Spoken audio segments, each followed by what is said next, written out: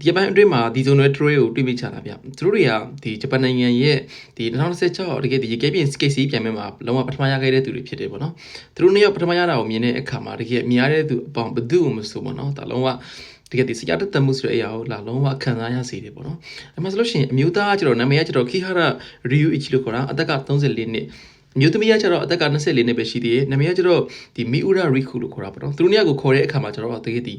ရီယူရီခုပေယာဆိုပြီးသူတို့အဲ့လိုမျိုးပေါင်းပြီးကျတော့ခေါ်ကြမျိုးရှိရပေါ့နော်သူတို့ရထူးခြားတာပါလဲဆိုလို့ရှိရင်ဒီ2026ခုနှစ်မှာတကယ်ဒီအိုလံပစ်ပြိုင်ပွဲမှာဒါလုံးဝပထမရတဲ့အခါမှာ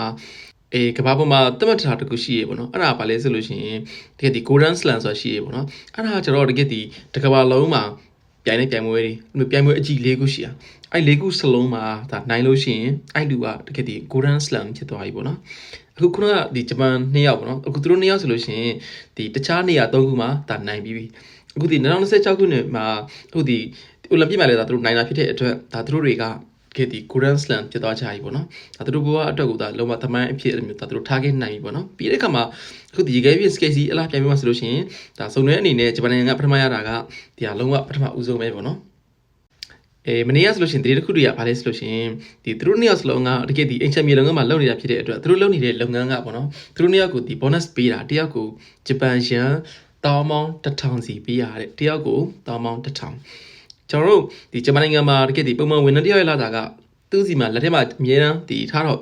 ပုံမှန်နော်ပုံမှန်ဆိုလို့ရှိရင်ဒါကျွန်တော်တဲ့ပမာဏဘယ်လိုလဲဆိုလို့ရှိရင်ဒါတောင်းပေါင်း20ပဲချန်တာသူတို့တွေကို bonus ပေးတာကျွန်တော်ဒါတောင်း1000စီ bonus ပေးတာတဲ့တော်တော်လေးမှများတဲ့ပမာဏပဲပေါ့နော်ပြီးတဲ့ခါမှာသူတို့နှစ်ယောက်ရဲ့ဆက်ဆက်ရပါလဲဆိုလို့ရှိရင်သူတို့နှစ်ယောက်ကိုကြည့်တဲ့ခါမှာတကယ်ဒီကြီးစားတွေလိုမျိုးမြင်ရတယ်ဆိုပေမဲ့လည်းပဲတကယ်သူတို့နှစ်ယောက်ကအဲ့လိုမျိုးတွေလုံးဝမဟုတ်ပါဘူးတဲ့သူတို့တွေကအဲ့တက်ကိုပို့တယ်တကယ်ဒီမိသားစုဝင်တွေလိုမျိုးဖြစ်နေတာပါတဲ့သူတို့နှစ်ယောက်ကအဲ့လိုမျိုးတူနေနေပေါ့နော်အဲ့လိုမျိုးတူသူ